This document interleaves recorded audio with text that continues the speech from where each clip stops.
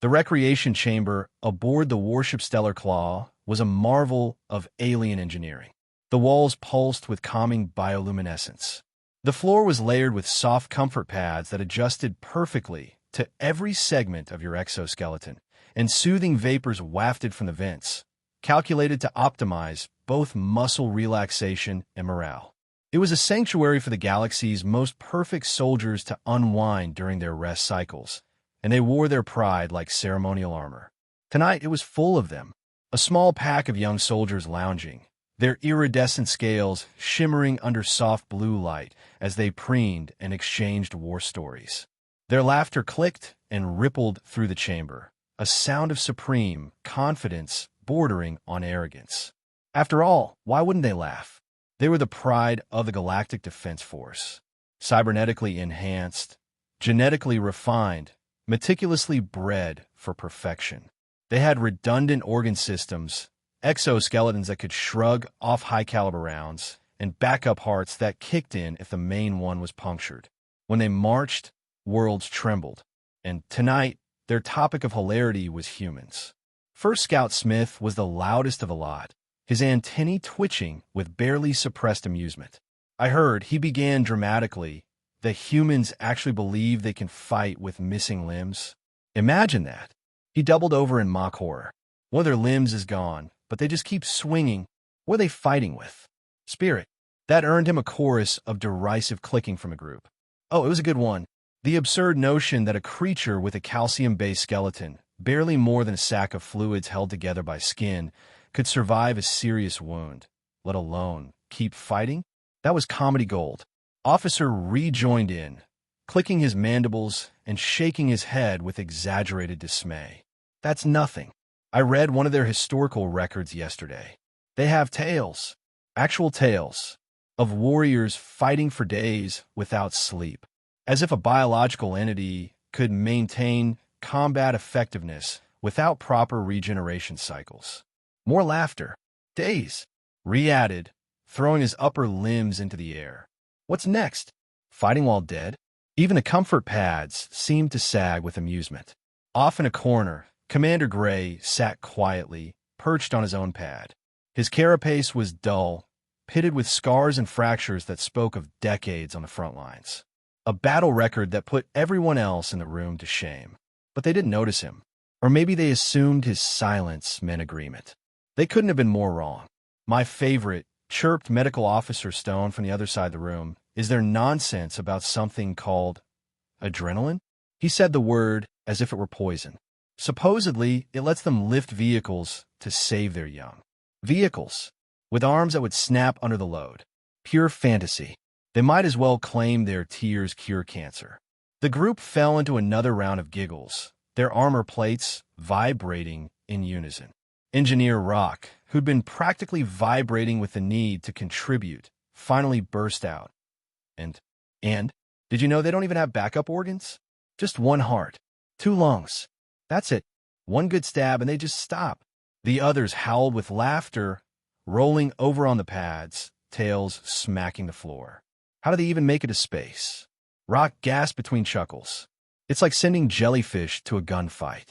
Commander Gray shifted slightly at this, his scarred hand moving unconsciously to touch the synthetic replacement where his lower right limb used to be. The motion caught Stone's attention, though the young medic still wore his mocking smile. Commander, Stone called out, feigning respect, you've been awfully quiet. Surely you find these human myths as hilarious as we do? And just like that, the air in the room changed. The laughter died away, slowly but inevitably, like a fire starved of oxygen. Because even the cockiest rookies in the room couldn't ignore the weight of that voice when it finally chose to speak. Myths, Gray began, his tone flat and unamused, often contained kernels of truth. A few antennae drooped. Engineer Rock made a faint sound that might have been confusion. But Commander, Rock started hesitantly. Surely you don't actually believe. What I believe, Gray interrupted, his voice like a plasma blade cutting through steel, is based on experience. Not archives. Not secondhand tales. Experience. He rose to his full height. And even among their towering species, it was an impressive sight. His carapace, weathered and worn, caught the light in ways the polished plates of the rookies never could. Scars crisscrossed his limbs like the fault lines of tectonic plates. His synthetic lower arm gleamed faintly, a testament to damage no medic could fully repair. "You mock what you don't understand," Gray continued, sweeping his gaze over the younger soldiers, "and that is dangerous for warriors." First Scout Smith, who had been leading the ridicule just moments ago, found himself leaning forward, his earlier amusement already forgotten. "Commander," Smith said tentatively, "have you actually fought humans?" The question hung in the air like a blade waiting to fall. Gray's outer membranes flickered, and for the first time, the younger soldiers noticed it, a slight tremor in his movements when the subject of humans came up. Was that fear? Fought them? Gray's voice dropped, forcing them all to lean in to hear. "Yes," he said, "I've fought humans. And I'll tell you something, young ones. There's a reason we have peace treaties with them now. A reason why our high command enforces those treaties with religious zeal." The room was utterly silent now, the earlier mockery suddenly feeling childish and hollow. Medical Officer Stone swallowed hard before speaking again, his voice barely above a whisper. "Would you tell us about it, sir?" Gray's compound eyes slowly moved over each of them, one by one, and the weight of that stare made their scales feel suddenly inadequate. "Perhaps," Gray said finally, his voice like grinding stone, "it's time you learned the truth about humans." He paused for a long, heavy moment, then added, his tone grim. "But I warn you, after this, you won't find their capabilities funny anymore." One by one, the young aliens nodded, their earlier bravado disintegrating in the face of the quiet authority radiating from their commander. They drew closer now, no longer laughing, no longer leaning back on their pads. Gray's outer membranes flickered again as he prepared to speak, his voice carrying the weight of memories they couldn't even begin to imagine. "You think you know what fear is," he said, his gaze distant. "You don't. Not yet." And so, the young soldiers gathered around, their comfort pads and self-satisfaction forgotten, as the scarred veteran began his story. A story that would shatter everything they thought they knew about war, courage, and the terrifying creatures they'd been mocking just moments ago. In the background, the hum of the ship's engines seemed louder than usual. Or maybe it was just that now, they could finally hear it. The younger soldiers sat in silence, all traces of their earlier smugness gone, replaced with something far more appropriate, terror masquerading as curiosity. Commander Gray's presence loomed over them now, the scars on his carapace no longer quaint war trophies, but grim warnings written in flesh and chitin. He let the silence stretch just long enough for them to feel it, the way silence feels just before something big breaks. Then at last he began. "It was 30 cycles ago," Gray said, his voice low and hoarse, "during the expansion wars. Back then, my squad was considered elite, the very best of the best. We had never failed a mission, never lost a battle, not once." He paused to let that sink in, though judging by the expressions around him, they'd already gotten the point. If he had never failed, until humans. Maybe perfection wasn't as invincible as they thought. Our unit was chosen for only the most dangerous missions. Surgical strikes, assassinations, cleanup operations after less capable units made a mess of things. We thought we were untouchable. His outer membranes flickered in a way that even the rookies could recognize now. Bitter irony. "That pride," Gray said, "was our first mistake." He straightened slightly and continued. "We received our orders as usual. Intelligence reported a small human research outpost on the outer rim. Isolated, lightly defended. According to the data, the station housed scientists, engineers, and a handful of security personnel, basic planetary defense weapons at best." The younger soldiers exchanged nervous glances as Gray's tone sharpened. "Our mission? Capture their technology. Detain any survivors for interrogation and study. Destroy anything we couldn't carry." Another pause. "We thought it would be easy. The intelligence briefings even implied it would be dull." Gray's lower limbs shifted unconsciously as if recalling the moment. "There were 12 of us," he said. 12 highly trained, cybernetically enhanced warriors, dropping from orbit in stealth pods. He shook his head faintly, eyes narrowing at the memory. The pods deployed perfectly, of course. The landing was smooth. No alarms. The human facility sat in a clearing, surrounded by dense vegetation. Primitive perimeter sensors, laughable defenses. We watched them for 3 days. One of the rookies dared to interject. "Commander, you watched them?" Gray's compound eyes swiveled to him. "Yes," he said dryly. "We watched. Reconnaissance is something you do when you take your enemy seriously. Unfortunately, we didn't." The younger soldier sagged back. Gray continued. "During those 3 days, we observed them. They seemed so fragile, so inefficient. We watched them eat, sleep, work.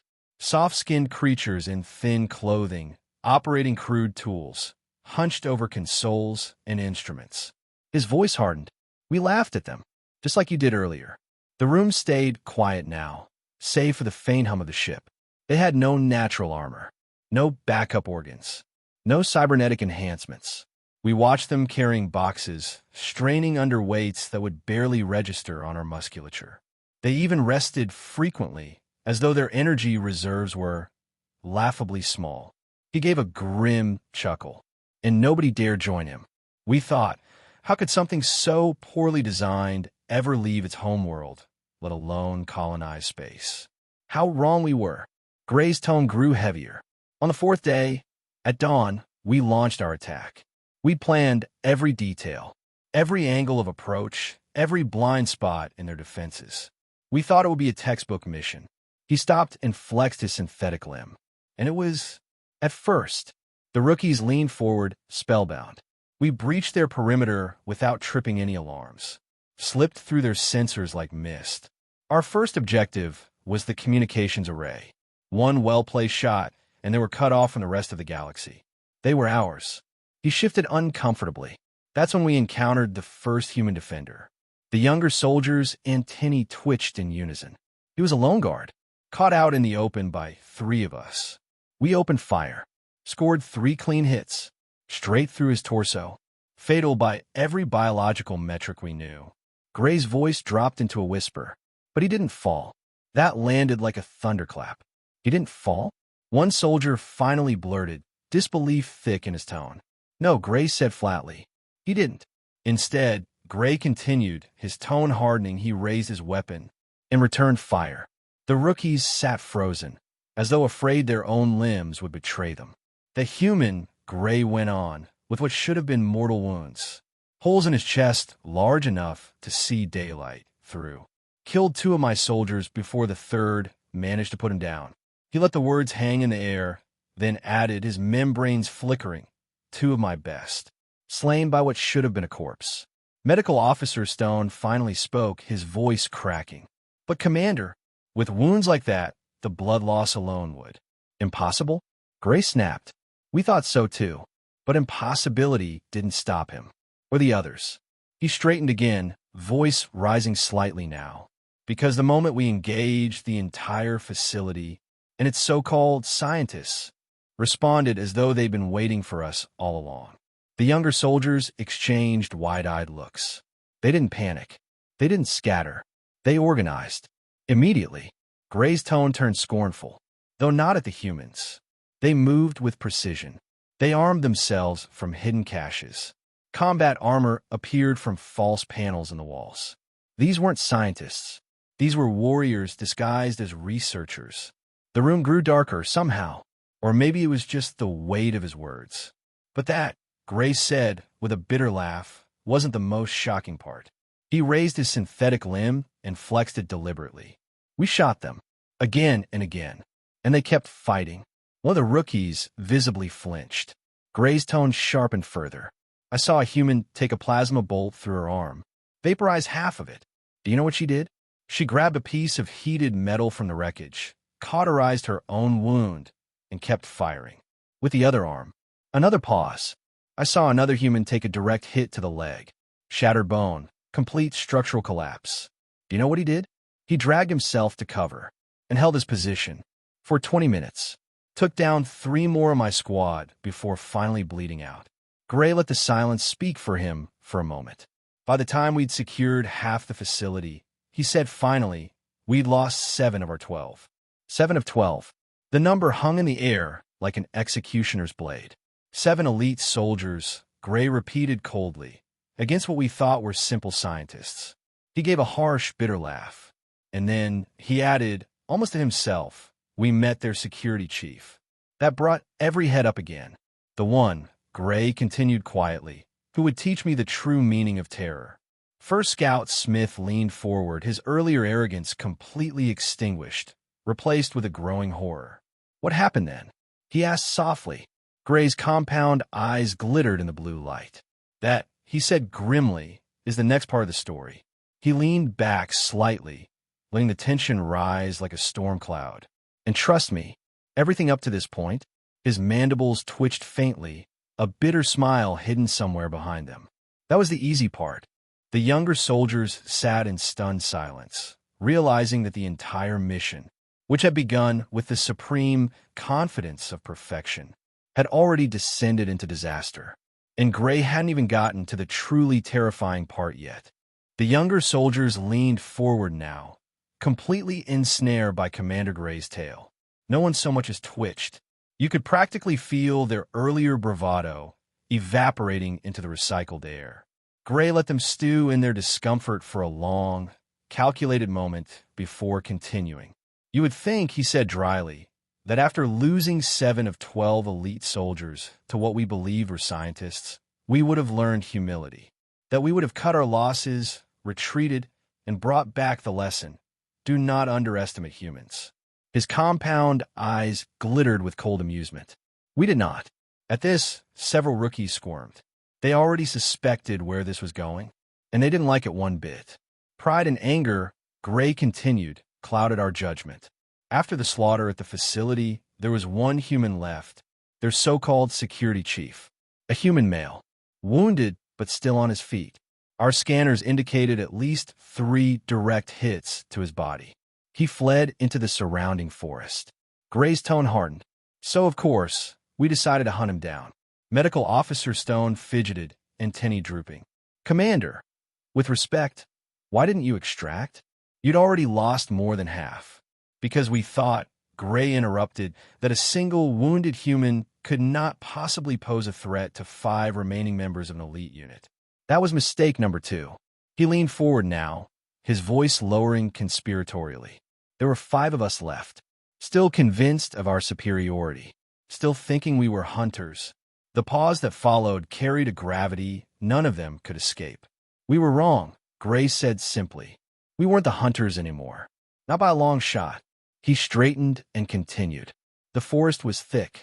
3 moons hung overhead, their light filtering through the canopy and turning everything into shadows.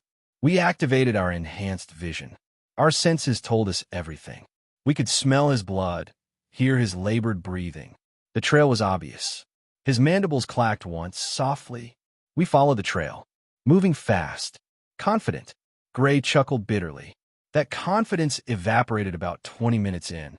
The younger soldiers listened, transfixed. The first trap, Gray said, was simple. So simple it insulted us. He held up his synthetic limb for emphasis. It was a cord. Just a cord stretched across the path. Several rookies blinked at him, confused. A cord? One finally asked. Yes, Gray replied flatly. A cord. He shook his head, still marveling at it. Walker, one of ours, tripped it, and that triggered sharpened stakes to swing down from the trees, straight through the gaps in his armor. Perfectly placed. Gray's membranes flickered with remembered disgust. It was primitive, crude, and it killed him instantly. One of the rookies ventured, but with your armor, it doesn't matter how strong your armor is, Gray growled, when the attacker knows where it's weakest. And the human knew. After that, Gray continued, we moved more cautiously. Slower, checking the ground, checking the trees. We thought, that'll be the last trick he pulls. He must be weakening by now. He paused, letting that land. We were wrong. The blood trail was strange, Gray said slowly. It forked at odd intervals, stopped and started. At first, we thought it was because he was growing weaker. But then Jones, Another of ours spotted what he thought was the main trail and followed it. Gray's membranes flickered with something that might have been sadness, or perhaps respect. Those were his last words. The room stiffened. What happened? Whispered First Scout Smith. We found Jones's body 10 minutes later, Gray replied coldly. The human had climbed into the trees and waited above the trail. Dropped onto Jones when he passed below. Broke his neck. Pierced his armor with what appeared to be a makeshift blade. A broken metal shard. Medical Officer Stone muttered something under his breath. Gray heard him. You're wondering, Gray said dryly, how he could possibly think so clearly, move so precisely, while bleeding out and with multiple wounds. Stone nodded. Gray's voice hardened. So were we. At this point, the rookie's scales were starting to lose their sheen, as though the weight of Gray's words was physically dimming them. With 3 of us left, Gray continued, the forest began to change.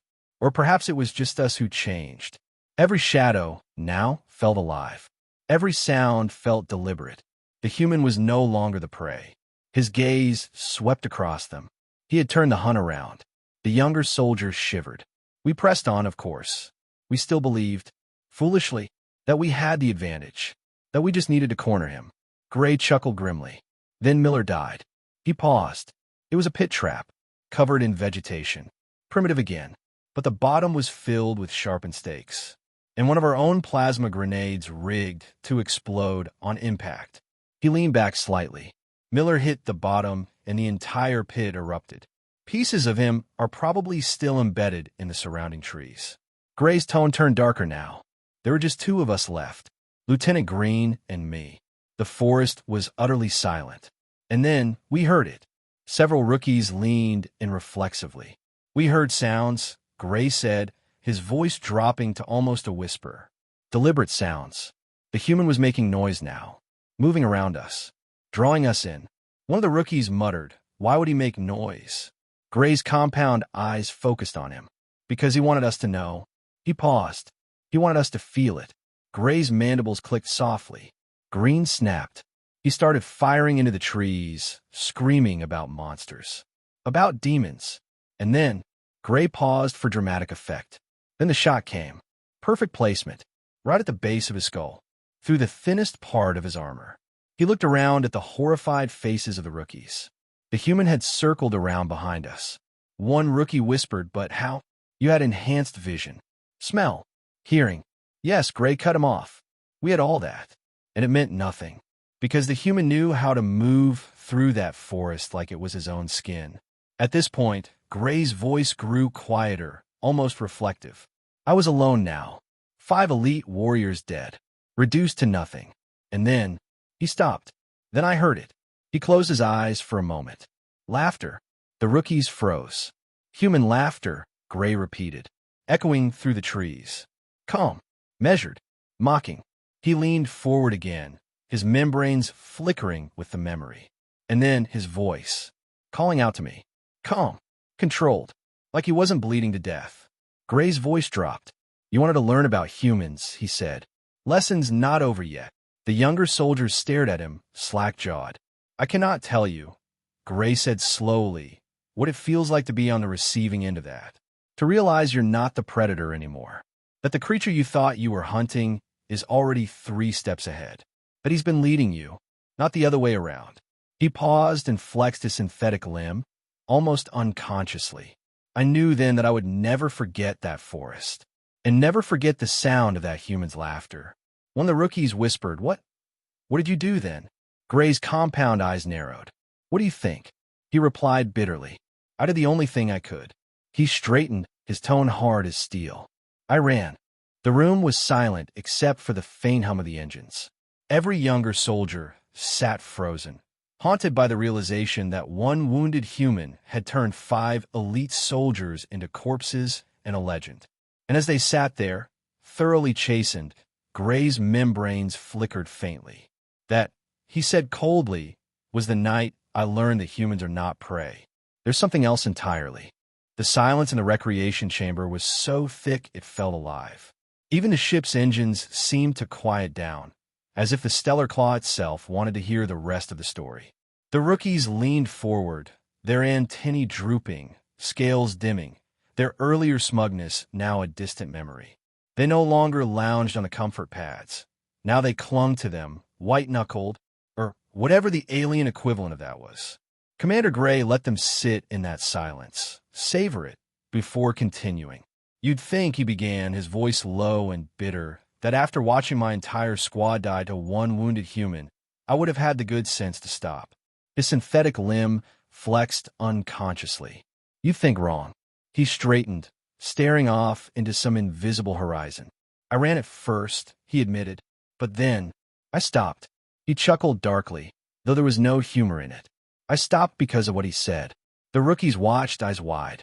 Lesson's not over yet, Gray repeated softly, mimicking the human's calm, mocking tone. You wanted to learn about humans.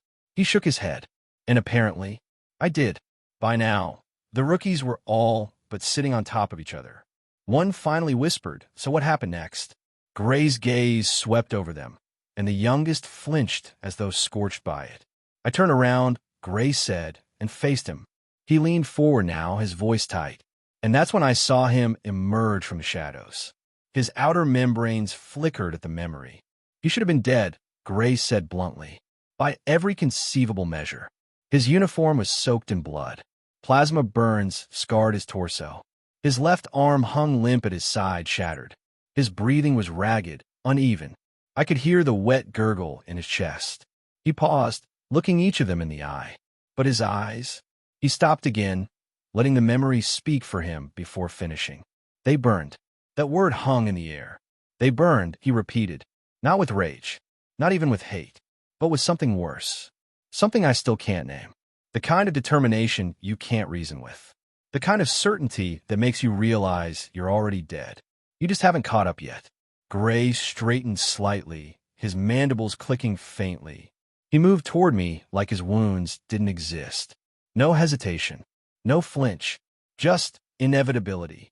First Scout Smith swallowed hard and asked, "And what did you do?" Gray gave him a look so sharp it could have cut armor. "I did what I was trained to do," he snapped.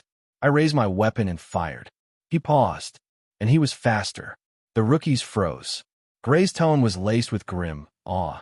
The first shot took my lower right limb clean off. Before I could react, before I could even aim, he fired first. Perfect placement. Severed it at the joint. He raised his synthetic limb for emphasis. That's when training finally kicked in. I rolled, returned fire, scored 2 more hits. Center mass. Hits that would drop anything. He leaned forward. He didn't even flinch. The younger soldiers looked at each other, horrified. Gray's voice grew heavier.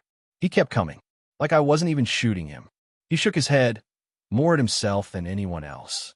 I dove behind a fallen tree. Called for emergency extraction, but he was already circling around. Gray chuckled bitterly. I should have expected it. That was his pattern. He always circled. The rookies leaned in, hypnotized now. Gray clenched his remaining lower limb and continued. Then he dropped from above. Even now, Gray's voice faltered slightly. It was just like with Jones. He came down out of the trees. Silent. Precise. And then, he looked down at his scarred chest. We fought. The room hung on that word. Hand to hand, Gray clarified.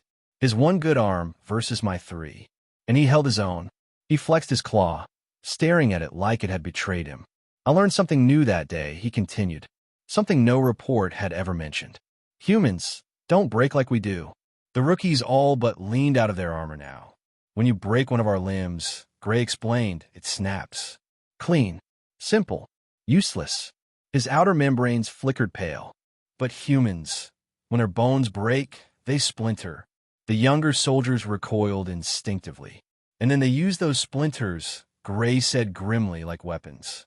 He tapped a gouge on his armor, a scar that ran deep into the metal plating. That's what he did. Every time he struck me, his own shattered arm tore deeper into my carapace.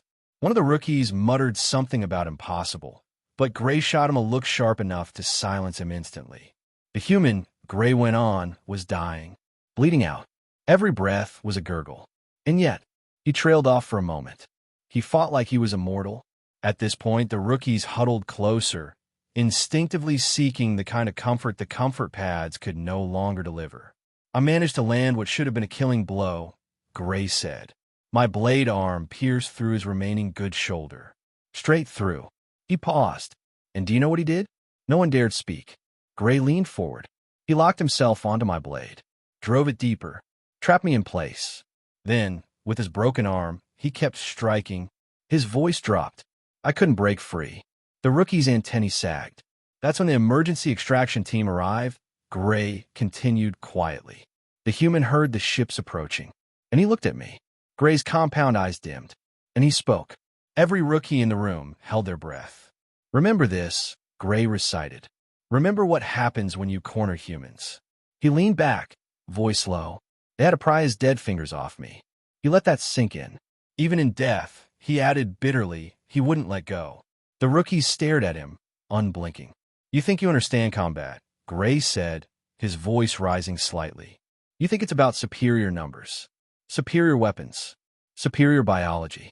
That's what we thought, too. He shook his head slowly. And we were wrong. Stone spoke up timidly. So the human won? Gray's membranes flickered violently. The human achieved his mission, he said harshly. The facility's core data? Destroyed. Our squad? Dead or crippled. Me? Evacuated half dead and humiliated. He stood slowly, his massive frame looming over them. All because of one dying human. Gray straightened fully now, letting his scarred form fill the room. I learned something that day, he said, his tone dark and final. Humans don't fight to win. The rookies exchanged confused glances. They fight because they can't stop, Gray clarified. Because surrender doesn't make sense to them. Because they're wired, from their bones to their brains, to keep going until there's nothing left. He stared at them all in turn. You can cut them down, break their bones, burn them alive. They'll still come for you. His mandibles clicked softly. And if you're lucky, they die before they take you with them. The room fell silent again. The weight of his words settled over the rookies like a planetary shield. Gray flexed his synthetic limb one last time, the faint whine of servos filling the silence. So remember, he growled, when you face humans, if you're stupid enough to, don't assume it's over when they're wounded, or when they're bleeding, or when they're on the ground. He leaned in slightly, his voice a whisper now. It's only over when they decide it's over. The young soldiers sat utterly still. By this point in the story, they weren't just listening, they were clinging to every word, as though Gray's voice was the only thing keeping them alive in a room that felt increasingly claustrophobic. Their scales had dulled, their antennae barely moved, and Commander Gray, now fully in his element, allowed himself a rare, grim smile. You think I was the end? He asked, his voice low and cutting. You think the galaxy simply filed that incident under unfortunate skirmish and moved on? He let his gaze sweep the room. No, that was just the beginning. That was the moment High Command realized what we were actually dealing with. He activated a small holographic projector on the table. A faint display shimmered into existence, not of weapons or battle scenes, but something far more unsettling. Data, charts, genetic sequences, behavioral analysis. This, Gray began, gesturing to the data, is what came next. He paused, letting them absorb the faintly glowing display. After the mission, our scientists became obsessed with understanding humans, Gray continued. They dissected every scrap of data, every second of footage. They combed through the human's body, what was left of it, and analyzed his biochemistry, his nervous system, his everything. His outer membranes rippled faintly. They want to know how. How could a creature so fragile, so inefficient, destroy an elite squad and die on his own terms? How could his body, by all logic, continue functioning after injuries that would kill even the hardiest of us instantly? The rookies stared at the data in silence, their previous cocky assumptions now thoroughly incinerated. And what they discovered, Gray said, his voice growing darker, was worse than any of us imagined. He gestured toward the holographic display, which shifted to show a human skeleton next to those of several galactic species. You see, Gray explained, we thought humans were weak because their biology was so basic. No redundant organs, no exoskeleton, no natural weapons. But what our scientists learned is that their so-called weaknesses are actually why they're so dangerous. One rookie managed to croak out, "How?" Gray's gaze fixed on him. "Because humans," he said, "are persistence hunters." He let that hang in the air, then elaborated. On their homeworld, before they built their first tool or lit their first fire, their ancestors hunted prey not by overpowering it, but by wearing it down. They would chase creatures for hours, sometimes days, until the prey collapsed from exhaustion. Gray tilted his head. "That trait," he continued, "is baked into them. It's their default setting. They evolved to keep going long after others stop." He gestured to the next slide, which showed a human brain lit up like a supernova. "And then," Gray said, "there's this." He paused, letting the image speak for itself. "Their nervous system is unique. When humans encounter danger, their bodies flood with chemicals, adrenaline, cortisol, endorphins, that suppress pain, increase strength, sharpen reflexes. They literally become stronger the closer they get to death." The rookies collectively swallowed, if only to remind themselves they still could. "Every injury," Gray went on, "every setback, every ounce of damage they take just pushes them harder, makes them more dangerous." He let that sink in. Most species become less effective when wounded. Humans? They become better. The display shifted again, now showing graphs of human performance under extreme conditions. "Pain doesn't stop them," Gray said, pointing to the data. "Blood loss doesn't stop them. Fear doesn't stop them." He leaned in, his voice now deadly quiet. "They don't stop." Stone finally spoke up, though his voice shook. "But Commander, surely that burns them out? Eventually they collapse?" Gray's laugh was dry and bitter. "Yes, eventually they collapse. But by the time they do, they've usually already won." He straightened, membranes flickering with restrained emotion. "And that," he added grimly, "is what makes them so terrifying. Their biology trades the future for the present. Their bodies burn themselves alive just to keep moving, just to keep fighting." One of the rookies whispered, "That isn't sustainable." "You're right," Gray said flatly. "It's not." Then he leaned closer, voice dropping even lower. "And it doesn't matter, because they'll gladly die as long as you go with them." The rookies stared at him, horrified. "And that's just the biology," Gray added, as though he hadn't already destroyed what was left of their confidence. He switched the display to a series of human military engagements. "Now let's talk psychology." The display zoomed in on a series of human faces, some smiling, some grim, but all of them radiating the same unsettling determination. "Humans," Gray began, "are emotionally complicated. When they fail, they don't retreat. They don't see failure as an end. They see it as a lesson." He tilted his head. "They learn, and they adapt. Every loss teaches them how to hurt you more next time." The display changed again, now showing battles where humans had faced technologically superior foes and won. "They have something called spite," Gray said almost reverently.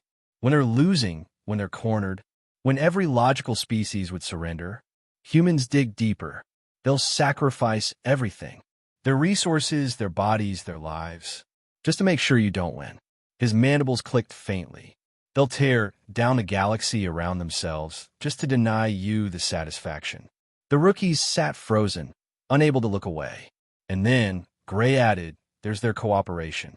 He pointed at the next slide, images of humans working in teams, pulling each other to safety, standing shoulder to shoulder.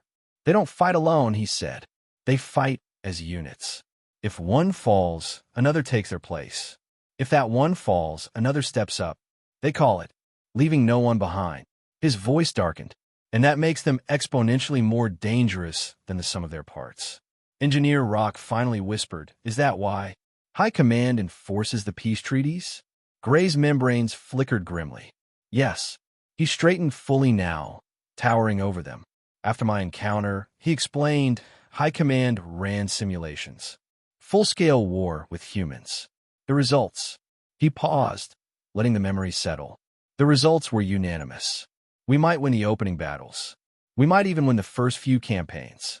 But the longer the war dragged on, the more likely humans would win." He looked each of them in the eye, because they would never stop. Not until one side was completely annihilated. The rookies sat motionless, the weight of the truth finally crushing their illusions.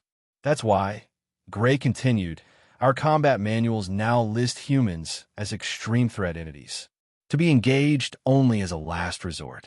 One rookie finally whispered, because they won't stop. Gray nodded solemnly, because they can't.